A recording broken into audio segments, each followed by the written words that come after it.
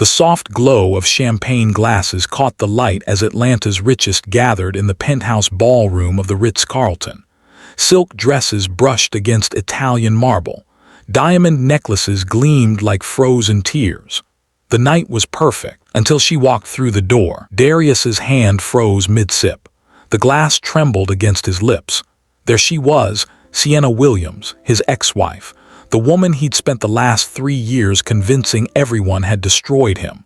The woman he'd invited here tonight not to celebrate, but to embarrass. To remind her of what she'd lost when she walked away from their marriage. He'd planned this moment carefully. Months of planning. Every invitation sent to the right people. Every whisper about her starting her own business, failing miserably, losing everything. Every lie was a brick in the wall he'd built around her reputation. But Sienna didn't look broken. She looked radiant. She wore a simple black dress, nothing fancy, nothing trying too hard. Her hair fell in waves past her shoulders. She carried herself like she owned the place. And when she laughed at something the woman beside her said, it was real, genuine, nothing like the brittle, forced laughs of the other women in the room. Darius felt something twist in his chest. Jealousy? No, rage, maybe. But underneath it all was something worse. Fear. Because as Sienna moved through the crowd, shaking hands and smiling, men turned to watch her. Women leaned in to talk to her. She was magnetic. She was alive in a way she'd never been when they were married. And then he appeared. Cameron Gray stepped into the ballroom like he owned the sky itself. 6'2", dark skin that looked like polished mahogany, eyes that held the kind of confidence that only came from having more money than small countries. 34 years old, CEO of Gray Technologies, worth $8 billion, and he was looking directly at Sienna. Darius watched, paralyzed, as Cameron walked straight toward her. The crowd seemed to part for him. People's heads turned. Whispers started. Cameron reached Sienna, and she turned, surprised. He said something Darius couldn't hear. Sienna smiled, and then Cameron Gray leaned down and kissed her. Not on the cheek, not a greeting, a real kiss. Soft but confident. The kind of kiss that said something deep had already been built between them. When they pulled apart, Sienna's cheeks were flushed. Cameron's arm wrapped around her waist like he was staking a claim. Darius's champagne glass slipped from his hand. It shattered on the marble floor, and the entire ballroom fell silent. This is a story about a man who thought he could control the narrative of another person's life. But it's also a story about what happens when someone refuses to be written off. When someone chooses to rise up instead of break down. If you haven't already, smash that subscribe button right now. What happens next will shock you. The twists, the betrayals, the revelations, you won't see them coming. Now let's go back to the beginning. Let's understand how we got here. 3 months before the penthouse party, Sienna Williams sat in a coffee shop called The Grind in downtown Atlanta. The cafe was small and crowded, with exposed brick walls and the kind of coffee smell that made you want to stay forever. She sat in the corner, away from the window, her laptop open in front of her. Her best friend, Keisha, was stirring her latte slowly, watching Sienna with worried eyes. "You need to sleep," Keisha said. Her voice was soft but firm. "Girl, you look like you haven't slept in days." Sienna rubbed her eyes. Dark circles hung underneath them like shadows. Her hair was pulled back in a messy bun. She wore an oversized hoodie, one of Darius's old ones, actually, though she'd never admit that to anyone. "Sleep is for people who don't have deadlines," Sienna said. She took a long sip of her coffee. It was cold. She didn't seem to notice. Keisha set down her cup with a deliberate clink. "You're going to kill yourself," Keisha said. "And for what? A business that." "That's going to work," Sienna interrupted. Her voice was quiet but sharp. "It's going to work, Keisha." Keisha was tall and gorgeous, with box braids that reached her lower back and the kind of skin that glowed without makeup. She worked as a marketing executive at a major agency, and she made good money. But more than that, she had sense. She had balance. She knew when to push and when to stop. Sienna didn't have balance anymore. 3 months ago, you were married to one of the most successful men in Atlanta, Keisha said carefully. You had everything, a house, security, a future. A lie, Sienna said sharply. I had a lie wrapped up in designer paper. The coffee shop buzzed around them. Someone's milk was being steamed. Someone else was typing loudly on a laptop. A couple in the corner was having an intense, whispered argument. Normal life kept moving. Normal people kept living. But Sienna felt stuck. "What Darius did," Keisha started. "I don't want to talk about Darius," Sienna said, but Keisha wasn't finished. "What Darius did was wrong. I'm not saying it wasn't, but running yourself into the ground trying to prove something to him, that's not healing, babe. That's just a different kind of poison." Sienna looked at her friend. Keisha's face was open and honest. She cared. She was trying to help. But Sienna couldn't explain what was driving her. It wasn't about proving something to Darius. Not exactly. It was about proving something to herself. "I spent 5 years being Darius's wife," Sienna said quietly. Her hands were wrapped around her cold coffee cup. "I spent 5 years being the woman on his arm at events, the woman in his photos, the woman who smiled when he wanted me to smile. And the second I stopped smiling on command, the second I wanted something for myself, he decided I was the enemy." She took a breath. "I'm 31 years old. I'm not going to spend the rest of my life being somebody's decoration or somebody's reason to feel bad. I'm going to build something. I'm going to do something that matters."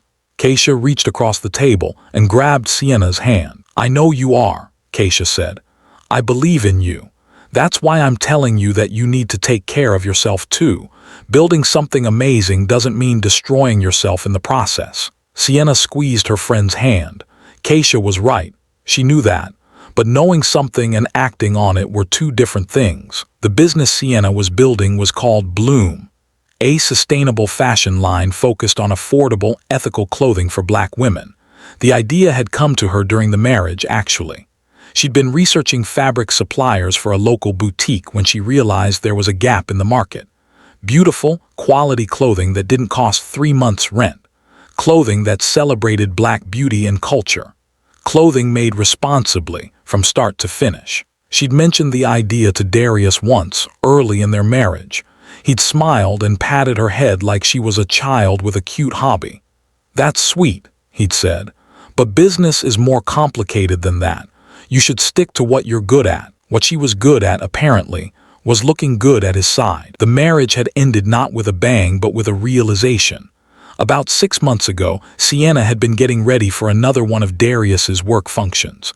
She stood in front of the mirror in their bedroom, a massive room with a bed that could fit 4 people and a view of the Atlanta skyline. She wore a dress that cost more than her car. Her makeup was flawless. Her hair was perfect. She looked like a doll. And she didn't recognize herself. That night at the event, she'd made a comment about the income inequality in Atlanta. She'd brought up the gentrification happening in the neighborhoods where she'd grown up. She tried to have a real conversation with one of Darius's business partners. Darius had been furious. Not right then, he was too smart for that, but later when they were alone he'd let her have it. "You embarrassed me," he'd said coldly. They were in the car driving home. His hands gripped the steering wheel so hard his knuckles were white. "You're supposed to look beautiful and be quiet. That's it. That's your job. And you can't even do that right." Sienna remembered staring out the window at the Atlanta night, at the city lights passing by, and feeling something break inside her. Not her heart. That had already been fractured. What broke was her willingness to accept it. That night, she'd slept in the guest room. The next morning, she'd started researching divorce lawyers. The divorce was finalized 3 months ago. Darius had fought her on every detail, not because he wanted her back, but because he couldn't stand the idea of her having any independence. In the end, she got what she was entitled to: a settlement, half the assets, and a custody arrangement for their son, Jaden. Jaden, her beautiful, brilliant 6-year-old boy. He was with Darius this week. It was his father's custody time. The agreement said they split weeks equally. In theory, it sounded fair. In practice, it meant Sienna spent half her life without her son, watching the clock, counting the days. She pushed that thought away. Focus on what you can control, she told herself. Build the business. Take care of yourself. Prove that you're more than what someone else decided you were. Tell me about the fabric shipment, Keisha said, changing the subject. She always knew when Sienna was spiraling. The one from the supplier in Kenya, did it arrive? Sienna's face brightened a little. It did, she said. The quality is incredible. The colors are alive, you know. It's not faded or washed out. It's rich, real. I've already started designing the first collection around those fabrics. Keisha smiled. This was better. This was Sienna doing what she loved, talking about something that made her eyes light up. When's the launch date? Keisha asked. If I can get everything ready, August 1st, Sienna said. I've been reaching out to fashion influencers, local boutiques, online retailers. I have a few interested but nothing confirmed yet. What about funding? Keisha asked gently. How are you making this work financially? Sienna was quiet for a moment. I put most of the settlement into the business, she admitted. The rest is going to rent and Jaden's school. I'm working 3 freelance gigs on the side, design work for other companies mostly. I'm barely sleeping, but it's working. It's going to work. Keisha reached across the table again. This time, she took both of Sienna's hands. I'm proud of you, she said. You know that, right? I'm really proud of you. Sienna felt tears prick the back of her eyes. She blinked them away quickly. I'm scared, she said quietly. What if I'm doing all this and it fails? What if Darius was right? What if I'm not smart enough, strong enough, good enough to do this? He was wrong about everything else, Keisha said firmly. He's wrong about this too. You're brilliant, Sienna. You always have been. You just finally stopped letting him convince you otherwise. Across the city, in a glass tower on Peachtree Street, Darius Williams sat in his office on the 42nd floor. The view was incredible. The entire city spread out below him like a kingdom he'd conquered. The office itself was decorated in cold, modern style. Lots of chrome, lots of glass, lots of empty space. It matched his personality perfectly. Darius was a successful man by any measure. He was 35 years old and he'd built a real estate empire from nothing. His company, Williams Development Group, had transformed entire neighborhoods. He was rich. He was powerful. He was respected. What he was not was happy.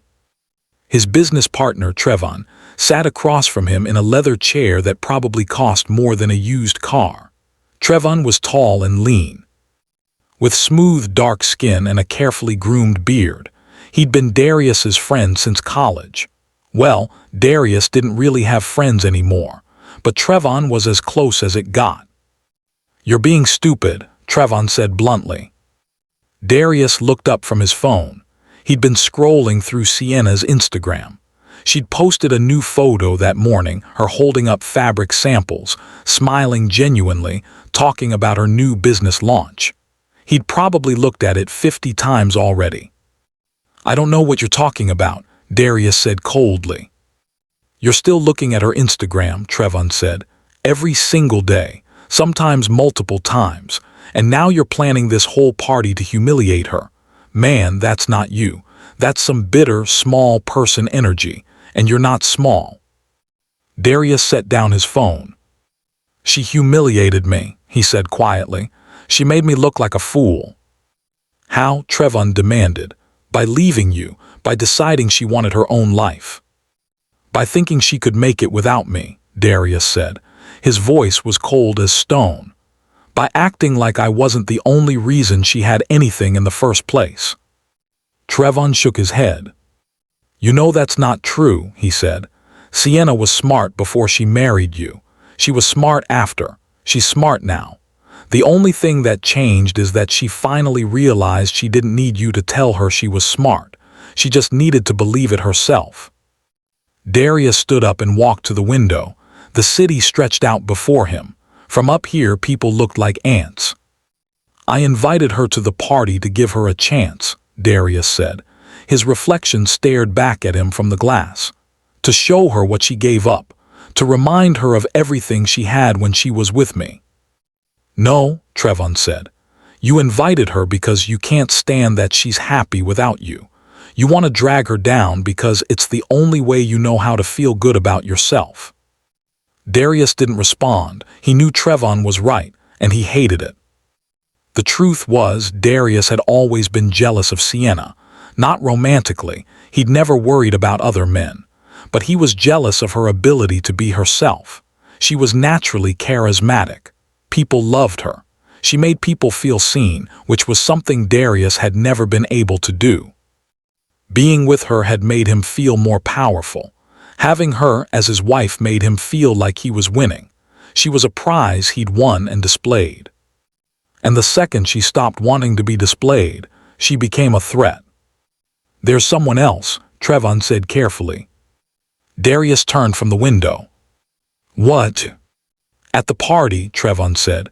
"I heard it through the grapevine. Someone important invited Sienna, someone who's interested in her, in more than just business." Darius felt something tighten in his chest. "Who?" he asked. Trevon hesitated. "Cameron Gray," he said finally. The name hit Darius like a physical blow. Cameron Gray was one of the most successful black entrepreneurs in the country. His tech company had gone public 5 years ago. He was worth billions. He was handsome in an understated way, and he had a reputation for getting exactly what he wanted. "How do you know this?" Darius demanded. "Because I'm in business with people who talk," Trevon said. "And those people say that Cameron has been asking questions about Sienna, that he's interested in her, and that he's the type of man who doesn't ask twice." Darius's fists clenched. "This is good," Trevon said. "This is what you needed to hear. This is you needing to let her go. Let her live her life. Let yourself move on." "I'm going to humiliate her," Darius said. "I'm going to make sure everyone in Atlanta knows that she's nothing, that she always was nothing, that everything she has is because of me." "No," Trevon said quietly. He stood up from the chair. "You're going to let her be happy, or you're going to spend the rest of your life being miserable, and I'm not going to sit around and watch you choose the second option." Trevon walked to the door. "The party is in 2 weeks," he said. "Think about what kind of man you want to be. Think about what kind of legacy you want to leave. Because right now, all you're building is a reputation as someone petty, someone small. And that's not you. That's not who you've ever been." He left. Darius stood alone in his office. The city spread out below him like a kingdom that suddenly felt hollow. The invitation arrived on a Tuesday. It was expensive, embossed lettering on cream-colored cardstock. It was also delivered directly to Sienna's apartment by hand, which was how she knew it was from Darius. She stood at her front door, holding the envelope, not opening it. Her apartment was small, a one-bedroom in a neighborhood that was gentrifying but hadn't quite arrived yet. The walls were decorated with fabric swatches and mood boards for her business. The living room had a sewing machine set up in the corner. Her bedroom had been converted into part office, part studio. It wasn't much, but it was hers. She opened the envelope. The party, the invitation read, was in 2 weeks. The Ritz-Carlton penthouse, 8 p.m., black tie, and at the bottom, in Darius's handwriting, "I want to celebrate your new business. Come let everyone know what you've been up to." Sienna read it 3 times, her stomach twisted. This wasn't an invitation, this was a threat. She called Keisha. "Don't go," Keisha said immediately. "He specifically asked me to come," Sienna said. They were on FaceTime. Keisha was at work in a glass office with a view of downtown Atlanta. She'd put her camera on, but she kept it low angle so her boss wouldn't see her taking personal calls. "So what?" Keisha said. "You don't owe him anything, especially not walking into a trap." "What if it's not a trap?" Sienna said. "What if he's actually trying to be mature about this?" Keisha gave her a look that said exactly what she thought about that possibility. "Darius is not mature," Keisha said flatly. "Darius is a man who controlled his wife by making her feel small, and now that you've left him, he's bitter. That party is either going to be full of his friends ready to tell you that you failed, or it's going to be something worse. I'm not afraid of him, Sienna said. It wasn't entirely a lie. That's not the point, Keisha said. The point is that you don't have anything to prove to him, not at a party, not anywhere. You're building something amazing. That's enough. That should be enough for you. But it wasn't, and Sienna knew it. The truth was, she was terrified that this party would be a chance to finally see if she'd been right to leave. She was terrified that walking in, looking good, talking about her business with confidence and pride, would prove that she could be someone without Darius's validation. And she was also terrified that it wouldn't. Later that night, after Jaden had been picked up from school and fed dinner and tucked into bed, it was her week with him. Sienna sat on her bed and looked at the invitation again. Jaden appeared in her bedroom doorway, rubbing his eyes sleepily. "Mommy, can you tuck me in again?" he asked in his small voice. "I already tucked you in, baby," Sienna said gently. "I know," Jaden said, "but I want you to do it again. I had a bad dream." Sienna set down the invitation and reached for her son. Jaden was tall for 6 years old, with his father's dark eyes and his mother's warm smile. He was brilliant and sensitive and empathetic in a way that broke Sienna's heart sometimes. She'd do anything in the world to protect him. She carried him back to his bedroom, a small room with dinosaur posters on the walls and a bookshelf that was already overflowing with books. He climbed into his bed, and she pulled the covers up to his chin. "What was the bad dream about?" she asked softly. "Daddy," Jaden said quietly, "he was yelling and you were sad, and I couldn't make anyone happy." Sienna's heart broke a little more. "Oh, baby," she said. She brushed his hair back from his forehead. "You make me happy every single day just by being you. You don't have to make anyone else happy. Your job is just to be a kid and be yourself. Okay." "Okay," Jaden whispered. "I love you so much," Sienna said. "I love you too, Mommy," Jaden said. He was already drifting back to sleep. "I'm glad you and Daddy are happy without each other." Sienna sat with him until he was fully asleep, her hand on his shoulder, tears running silently down her face. Then she went back to her bedroom, looked at the invitation one more time, and made a decision. She was going to that party. She was going to walk in there head high, and she was going to be herself, not the woman Darius had tried to make her, not the woman people expected her to be, just Sienna. If she was going to go down, at least she'd go down being real. The 2 weeks between the invitation and the party were the most intense of Sienna's life. She worked, she designed, she sewed, she researched, she talked to retailers and influencers and suppliers. She barely slept. The Bloom collection was becoming real. She had pieces that were genuinely beautiful, dresses and shirts and pants in colors and cuts that made women feel powerful and gorgeous. She'd done photo shoots with a few local models and posted the pictures on the Bloom Instagram. The response had been overwhelmingly positive. People were interested. People were excited. 3 boutiques had agreed to stock her line for a trial period. A local news station wanted to do a segment on her business. An online magazine wanted to feature Bloom as an example of sustainable Black entrepreneurship. Everything was falling into place. And Sienna was terrified. 1 week before the party, she was at her sewing machine working on the final pieces for her launch when Keisha showed up with wine and Chinese food. "You look terrible," Keisha announced, setting everything on the coffee table. "I feel great," Sienna said, though she was pretty sure she looked like she'd been hit by a truck. "You look like you've been hit by a truck," Keisha said. "Sit down, eat something, drink wine, stop working for 1 hour." They sat on Sienna's couch, eating lo mein and drinking Moscato, and Sienna felt some of the tension drain from her body. "I'm going to the party," Sienna said suddenly. Keisha set down her wine glass. "I know," she said. "I know you are, and I'm going to help you prepare." "How?" Sienna asked. "First," Keisha said, We're getting you a new dress.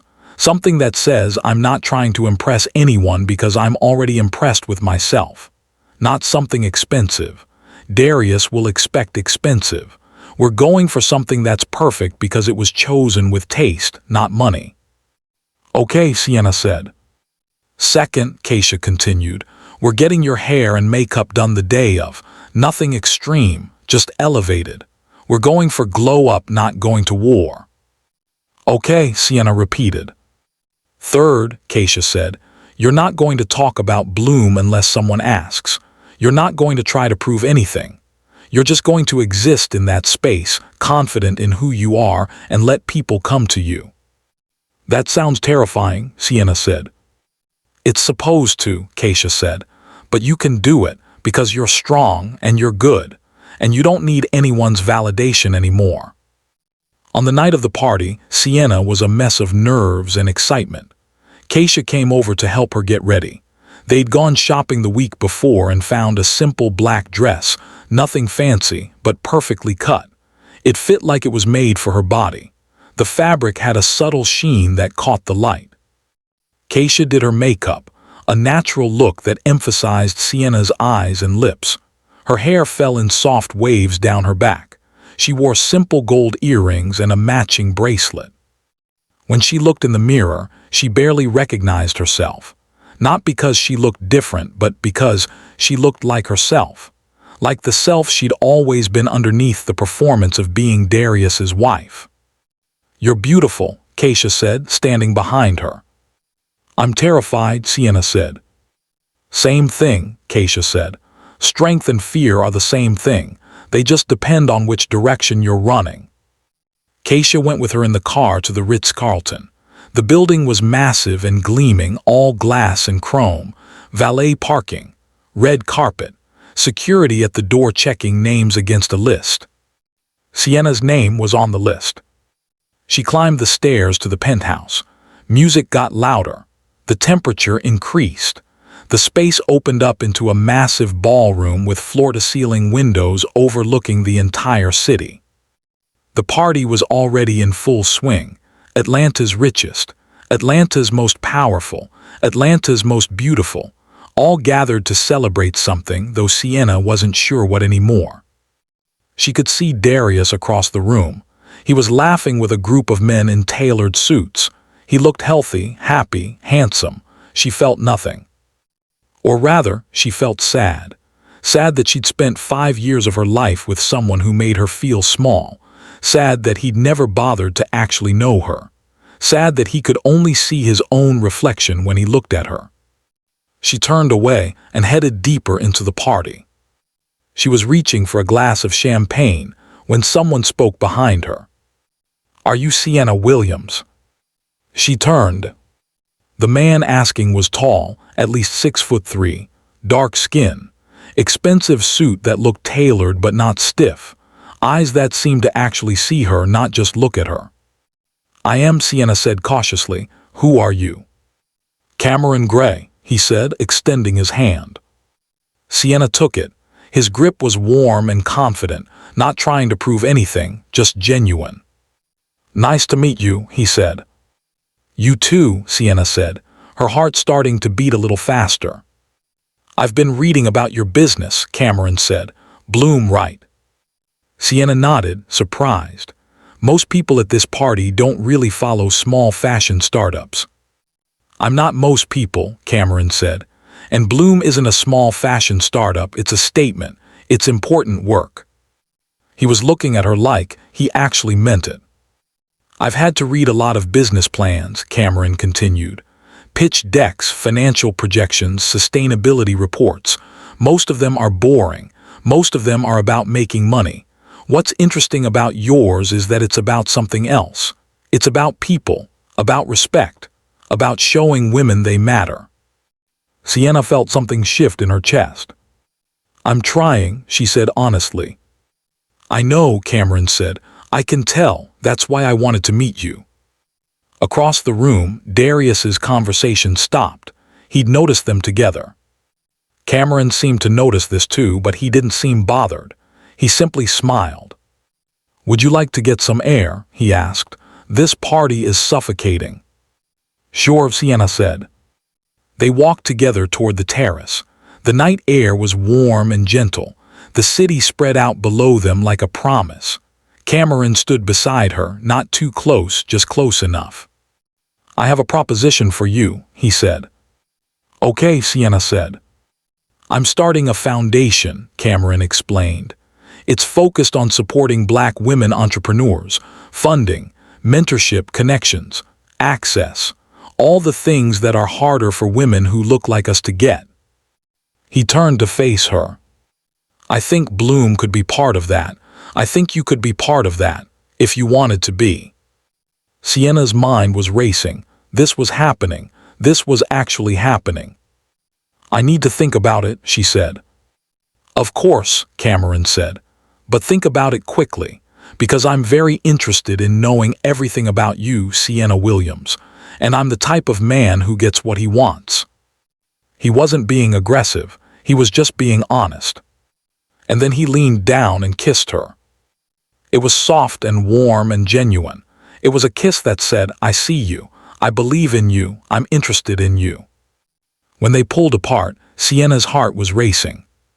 Through the glass doors of the penthouse she could see Darius. He was standing frozen, his champagne glass hanging in the air, his face a mask of shock and rage. And Sienna realized something in that moment.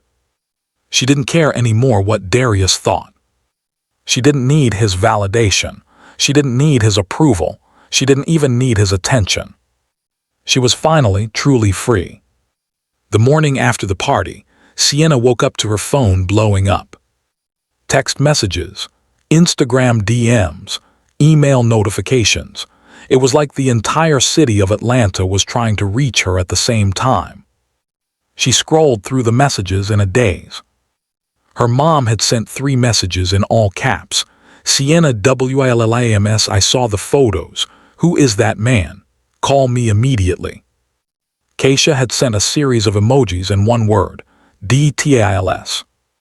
Her business accountant had sent an email with a long list of companies that wanted to discuss stalking Bloom. But it was Instagram that really told the story. The photos were already everywhere. Sienna and Cameron on the terrace, Sienna and Cameron kissing, Sienna's face glowing, Cameron's hand on her waist. The captions ranged from excited to envious to outright bitter. Sienna Williams securing the bag.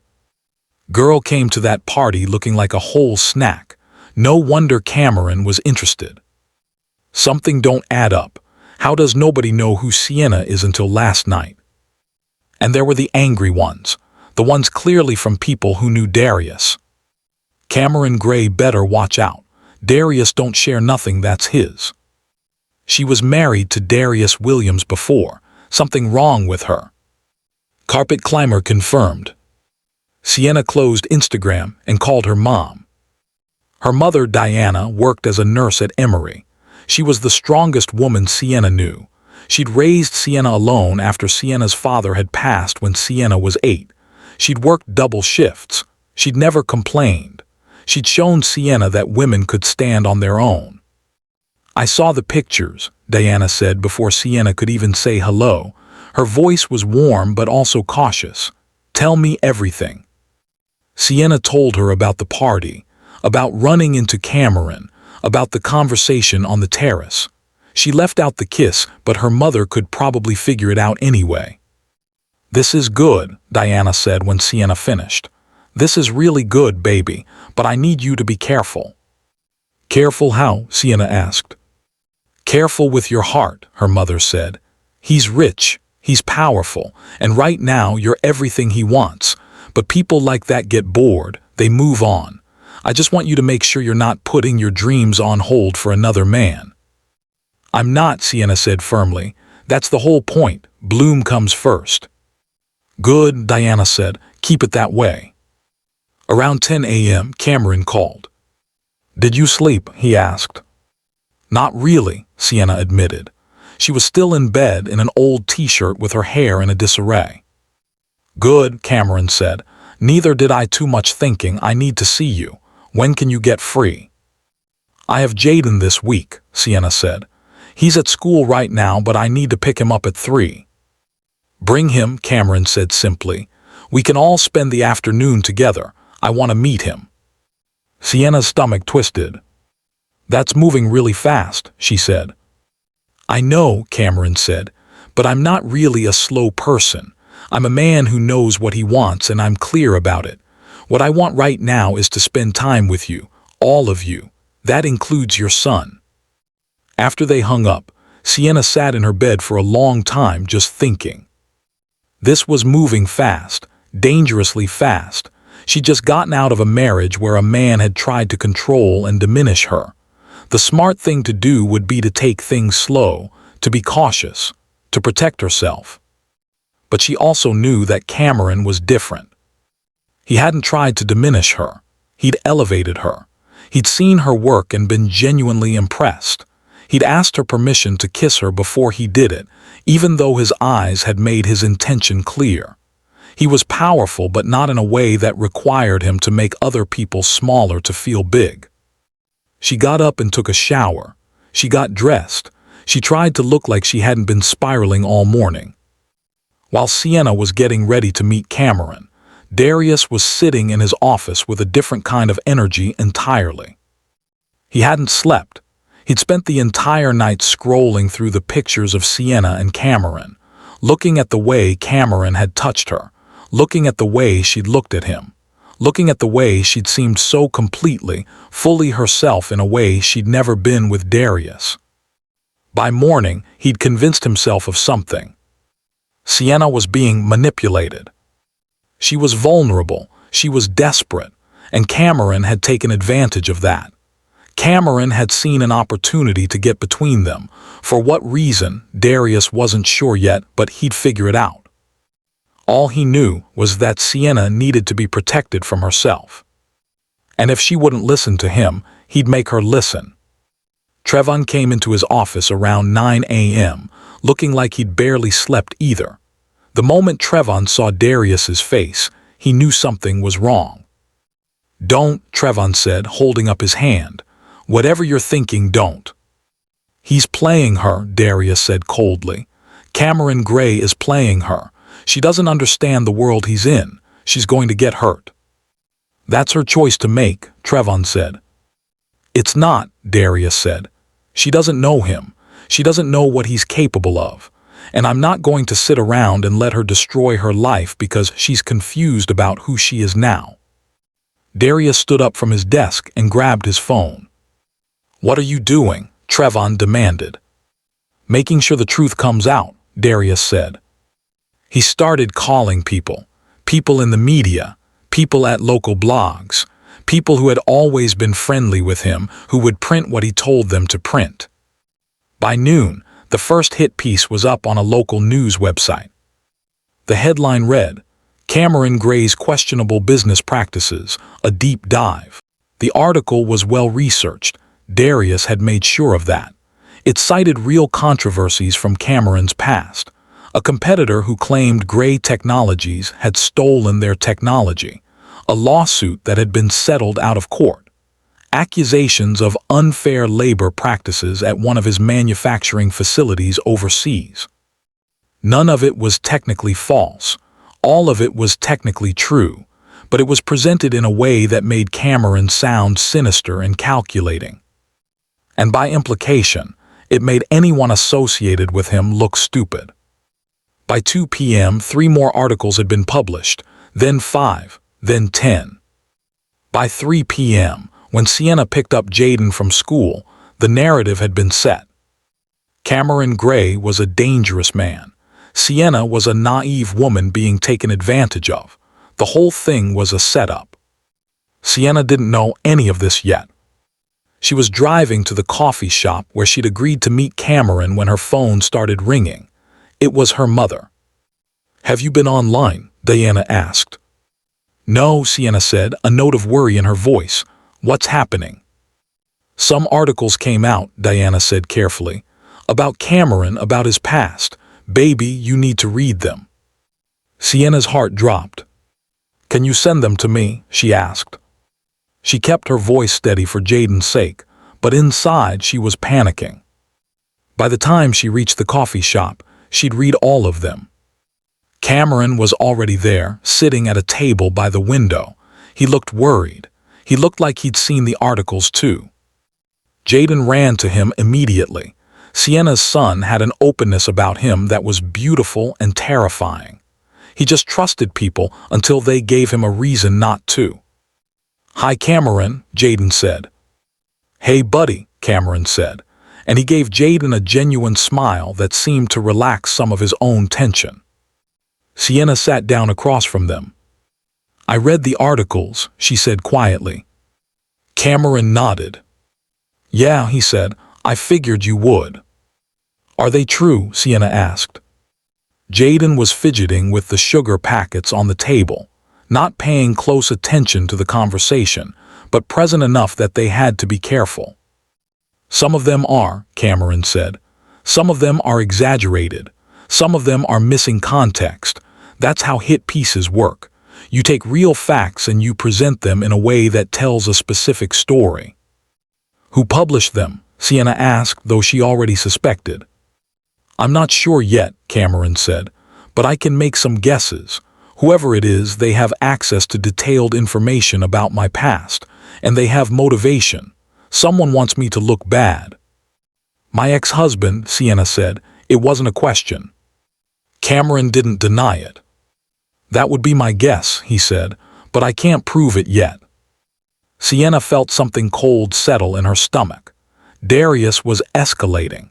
He'd moved from trying to humiliate her to trying to destroy her through destruction of the man she was seeing.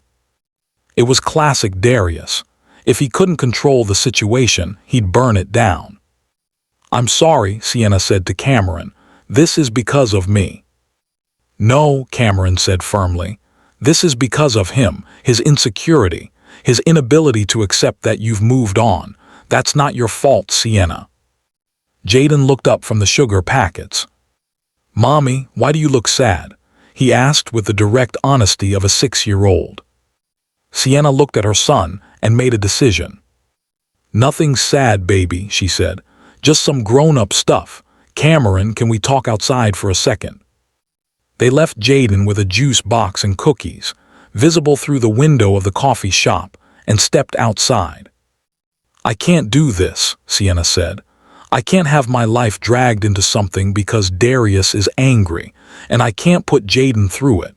He's already confused about his parents' divorce. I'm not going to add a media scandal on top of that." "You're breaking up with me?" Cameron asked. "We barely started," Sienna said. "And I'm not. I'm not the kind of woman who can date someone important while my ex-husband is waging a war. It's not fair to you, and it's not fair to Jaden." Cameron was quiet for a moment. "What if I told you something?" he said finally. "What?" Sienna asked. "What if I told you that I know how to handle Darius?" Cameron said. "That what he's doing right now is exactly what he's been doing for years, and I know how to stop it." "How?" Sienna asked. "The same way I stop all my enemies," Cameron said. "By being smarter, better prepared, and more ruthless." Sienna felt a chill run down her spine. "I don't want you to be ruthless," she said. "I want you to be good." "I am good," Cameron said, "but I'm also not a fool, and I'm not going to let someone like Darius Williams intimidate me or the woman I care about. So here's what's going to happen. You're going to continue building your business. I'm going to handle Darius, and you're going to trust me." "How can I trust you?" Sienna asked. "I just met you." "You can trust me," Cameron said, "because I have everything to lose if I hurt you, and I have nothing to lose if I crush your ex-husband." Over the next week, things spiraled in ways no one expected. Cameron had moved quickly. By Monday morning, his lawyers had filed a lawsuit against the news outlets that had published the articles, claiming defamation and false reporting. The outlets, suddenly unsure about their sources and facing legal fees, started backing down. Corrections were issued. Articles were quietly taken down. But that wasn't all Cameron did. By Wednesday, investigative reporters, the real kind, the ones with actual standards, started publishing counterarticles.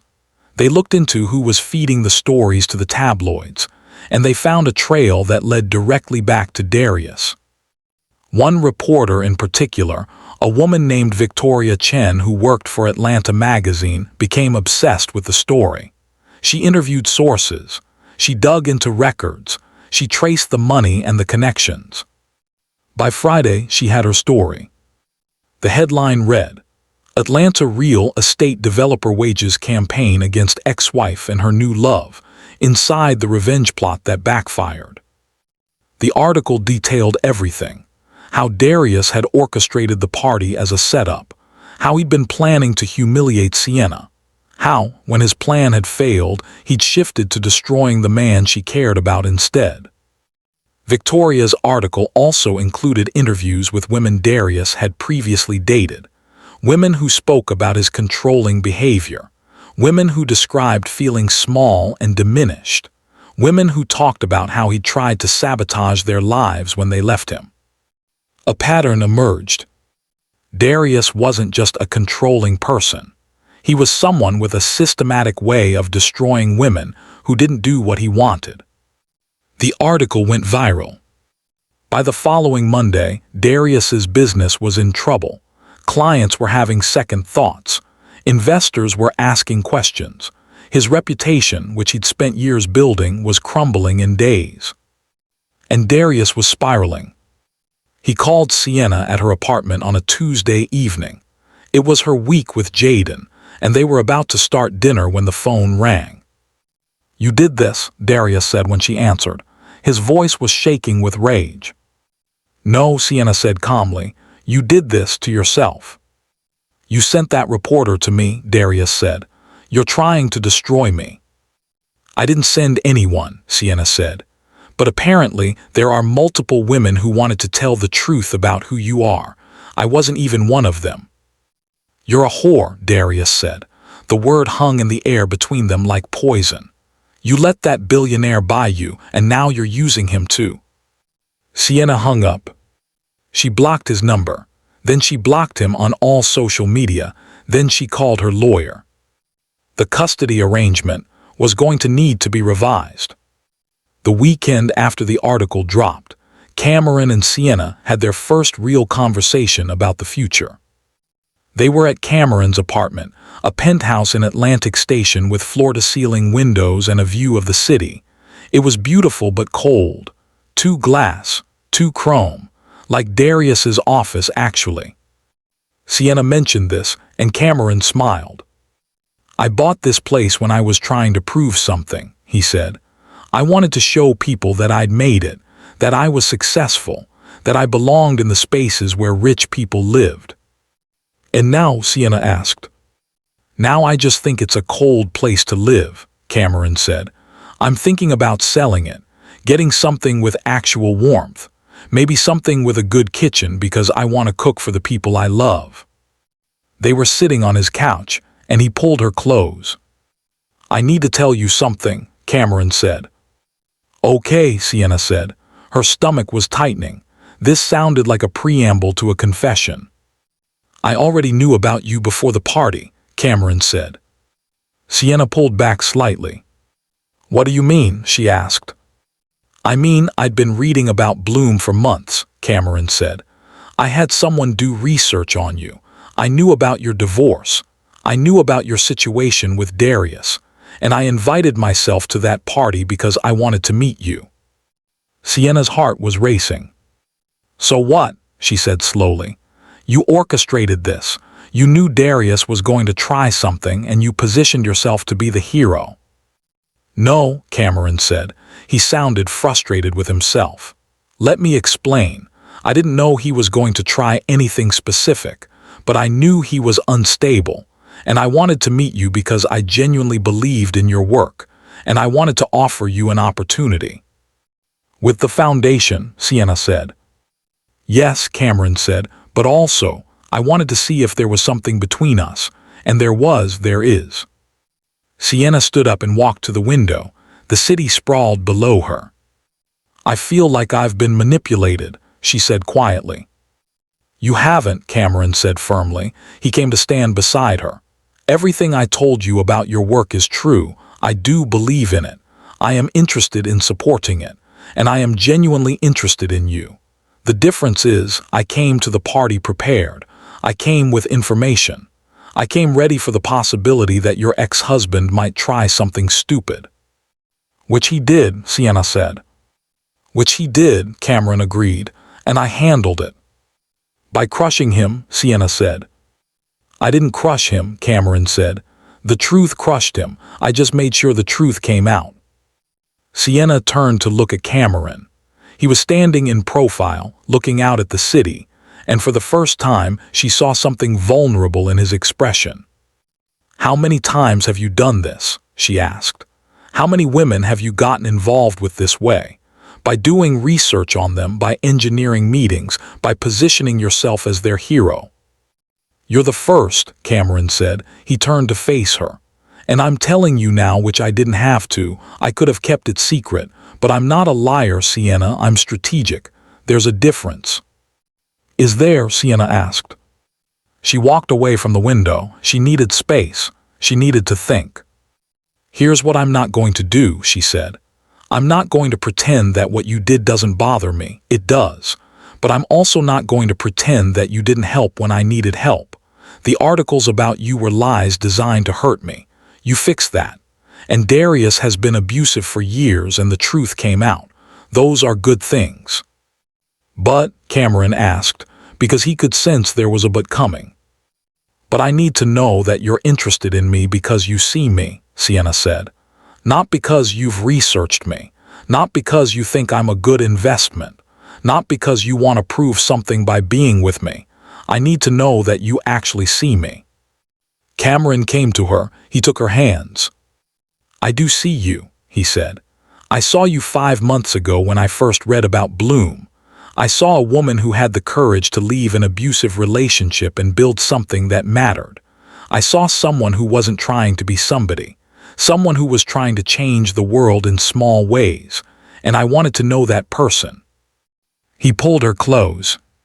"I did research," he said, "but the research just confirmed what I already felt.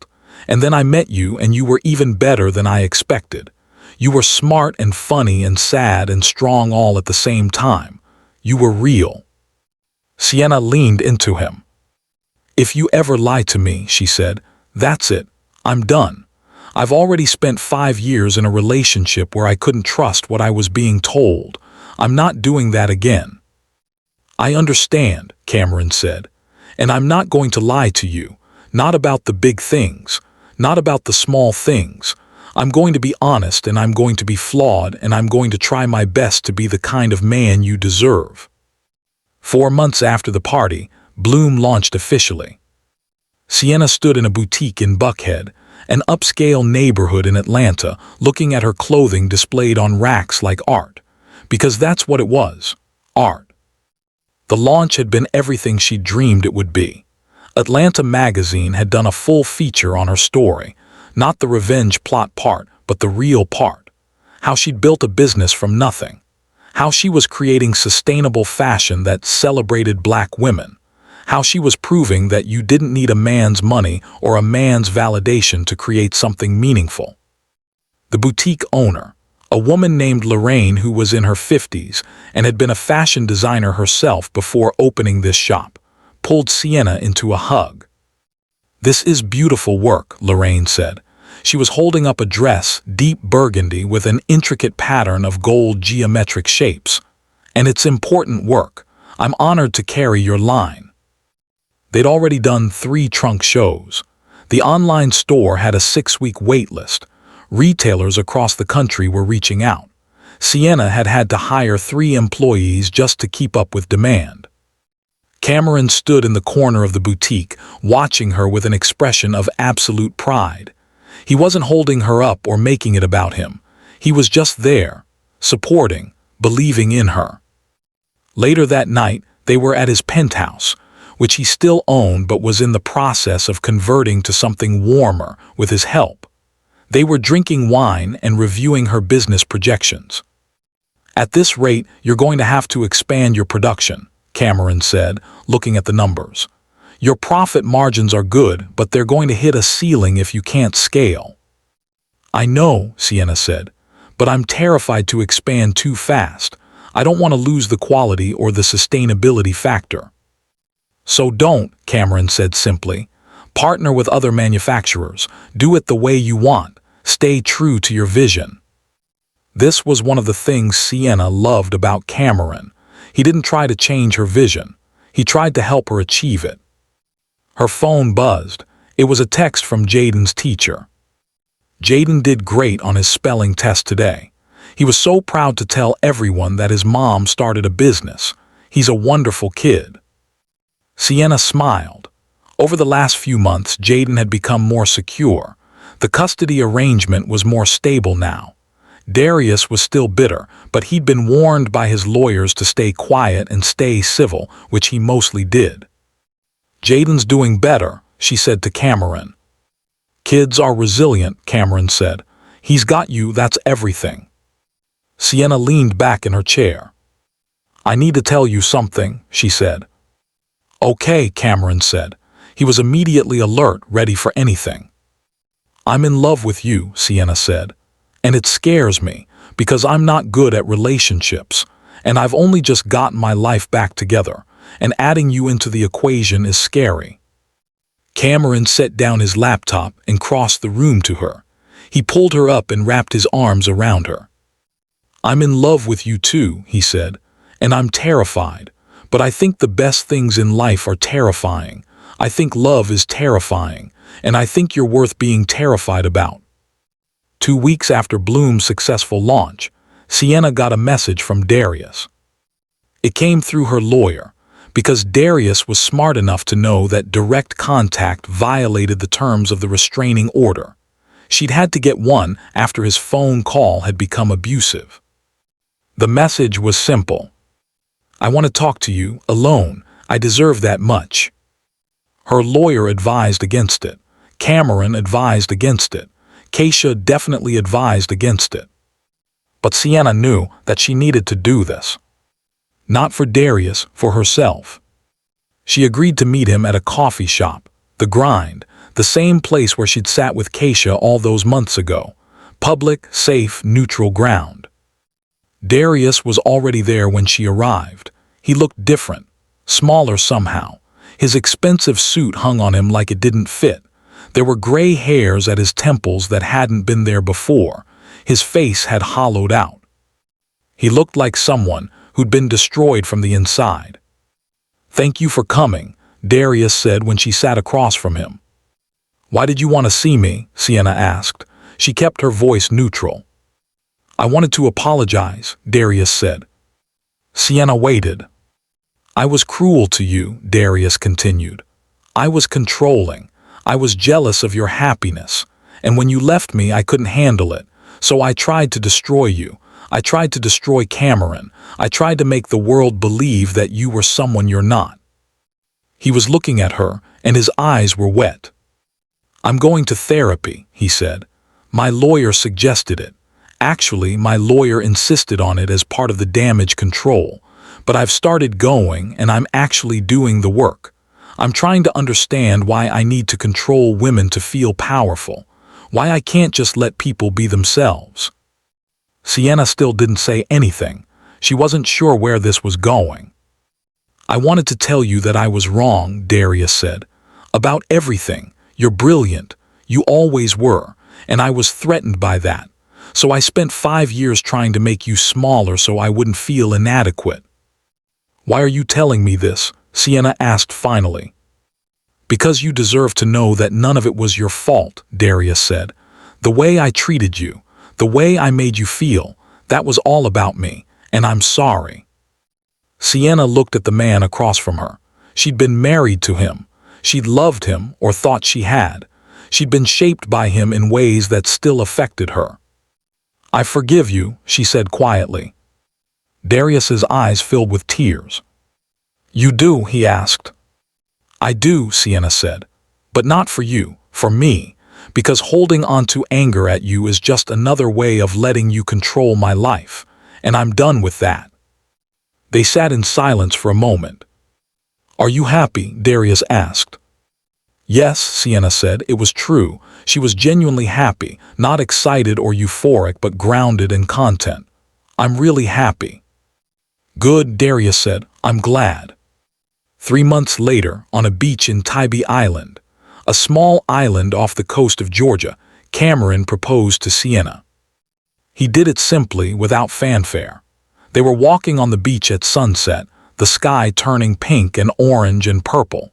They'd left Jaden with Sienna's mother for the weekend, a trip she was thrilled to take because she'd been waiting for this, apparently. Cameron dropped to one knee in the sand. "I know I did things backwards," he said. "I knew about you before you knew about me. I had a plan before you even knew there was a plan, but I want to do this part right. I want to ask you, in front of the ocean and God and whoever else is listening, if you'll marry me." He pulled out a ring. It wasn't huge or flashy. It was simple and elegant, with a diamond that caught the light. "Will you marry me, Sienna Williams?" Cameron asked. "Yes," Sienna said. She didn't even hesitate. "Yes, I will." He slid the ring on her finger, and they kissed as the sun set over the Atlantic. When they got back to Atlanta, Sienna called Jaden to tell him the news. "Are you going to be my dad?" Jaden asked. "I'm going to be your stepdad," Cameron said when Sienna handed him the phone. "But I'm going to love you like I'm your real dad. Is that okay?" "Okay," Jaden said happily. Kids were amazing that way. They didn't care about complicated histories or past traumas. They just cared about whether you were kind and showed up. The wedding happened 6 months later, on a Saturday in spring. It was small and beautiful, just close friends and family. Keisha was a bridesmaid. Sienna's mom cried the entire time. Jaden was the ring bearer, and he took the job very seriously. Darius didn't come. He'd sent a gift, though, a generous donation to Bloom's new sustainability initiative. It was his way of saying he'd moved on too. Sienna wore a dress she designed herself from her own collection. It was white and flowing with gold embroidery. When she walked down the aisle, toward Cameron, toward her future, she felt like herself. Completely, totally herself. 1 year later, Sienna and Cameron sat in the living room of their new house. It was a real house, brick and wood and warmth. In a good neighborhood on a quiet street with a backyard where Jaden could play. Bloom had expanded beyond Atlanta. They now had boutiques in 3 other cities. The online store was doing millions in revenue. Sienna had been featured in Forbes as one of the top young entrepreneurs to watch, and she'd created the fellowship she dreamed about, a program that helped aspiring Black women entrepreneurs get funding and mentorship. Cameron's foundation had become even more involved in supporting these young women. He spent less time at Gray Technologies now, delegating more to trusted executives, because he wanted to focus on the work that felt meaningful. "I have news," Sienna said. She was holding a pregnancy test, a positive one. Cameron's entire face transformed. "You're serious?" he asked. "Completely serious," Sienna said. "We're going to have a baby." He pulled her into his arms, and they held each other as the afternoon light came through the windows. "Jaden's going to be a big brother," Cameron said, like he was just realizing it. "He already knows," Sienna said. "I told him first." "What did he say?" "He said that's cool," Sienna said with a laugh. 6-year-old boys are not easily impressed. Later, after Cameron had gone to pick up Jaden from school, Sienna sat at her design table and looked at the fabrics in front of her. New designs for the fall collection. New ideas. New possibilities. She thought about where she'd been a year ago, sitting in that coffee shop, terrified and alone, trying to build a business while nursing a broken heart, trying to prove something to a man who'd never believed in her. She thought about what Keisha had said to her. Strength and fear are the same thing. They just depend on which direction you're running. Sienna had been running toward something, toward herself, toward her dreams, toward a life she'd created on her own terms. And then Cameron had entered that life. And instead of trying to consume it or control it, he tried to support it. He tried to lift her up. He tried to be the kind of partner who wanted her to win. This story started with revenge, with a man trying to humiliate his ex-wife because he couldn't control her anymore. But it ended with something else entirely. It ended with healing. Here's what I want you to know, whoever is listening. If you're in a relationship where someone makes you smaller, get out. I don't care how much you love them. I don't care how much you've invested. I don't care how hard you've tried. If someone needs you to be diminished in order for them to feel powerful, that's not love. That's poison.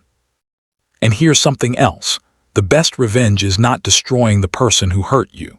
The best revenge is building a life so beautiful, so meaningful, so full of your authentic self that they eventually realize what they lost. Sometimes, like Darius, they realize it and they work on themselves.